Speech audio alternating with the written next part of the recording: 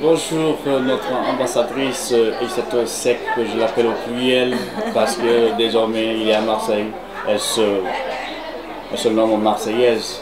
Et puis bienvenue Aïssata depuis Paris. Merci pour l'intérêt que tu portes pour les Rosas, pour des activités comme chaque année un cache-note. Vous-même, vous êtes actrice, vous faites énormément de choses qu'on vous doit, énormément de respect. Quand on a pour nous vous accueillir à Marseille, quel est le but de votre journée vraiment dans cette ville ensoleillée et que nous partageons ces mêmes désirs, ces mêmes plaisirs? Déjà, merci à vous de m'accueillir. Je suis contente et fière d'être là.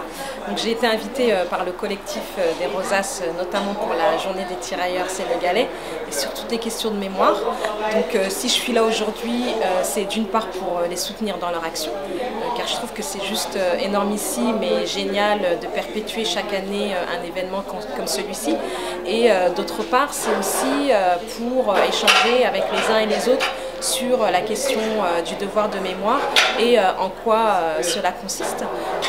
Mon but aussi aujourd'hui, c'est de partager tous ces moments, toutes ces discussions, tous ces échanges pour qu'on puisse un jour se dire qu'on a fait ce qu'on avait à faire et que la question mémorielle ne devienne plus un sujet tabou, mais devienne un sujet simple et dans la normalité d'un sujet de société.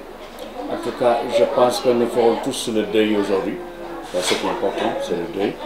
Et nos mondes sont sans mémoire parce que vous avez brisé un grand silence sur les Tatas sénégalais en se recueillant, en donnant nom à ces enveloppes qui sont enterrées, mais leurs âmes sont vivantes parce que vous, enfants, petits-enfants, reconnaissez qu'on ne peut jamais enterrer le nom de quel que soit le soldat. Inconnu, le soldat il a un nom.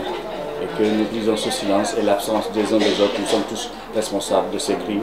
Et aujourd'hui, merci Aïssata, franchement, tout le travail que vous entreprendrez, et que le Sénégal vous pleure, et que nos ancêtres vous pleurent, parce qu'on a besoin de vous, et comme tant d'autres.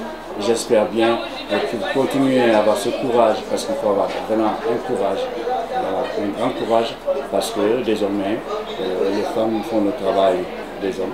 Et qu'aujourd'hui, il y a la place idéale, l'espace idéal pour permettre aussi des gens de bon vivre ensemble, dans la paix, dans la joie, et en reconnaissant que la mémoire est une des forces de tous les peuples, et surtout notre peuple dur, qui, 500 ans d'esclavage, et tant d'autres crimes qu'on en parle peu. Et aujourd'hui, merci pour ces soldats oubliés que vous êtes en train de mettre en œuvre, exposition, débat, etc.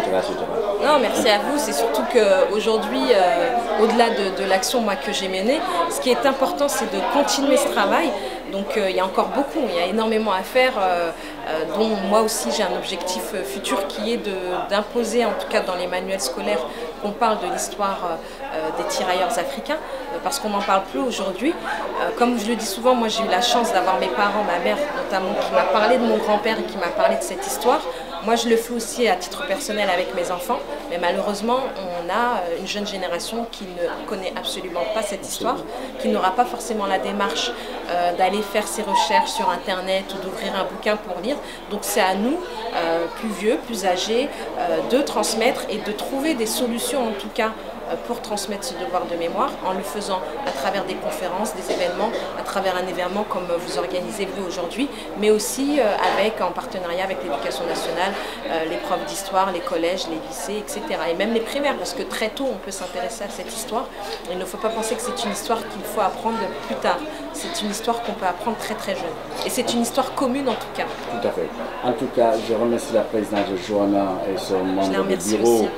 Grâce à eux, qu'on a eu la chance de vous accueillir et vous voir en chair et en os. Et je dirais, comme Anelka, on remet ça. On remet ça très vite. À Paris, à Paris. Plus vite.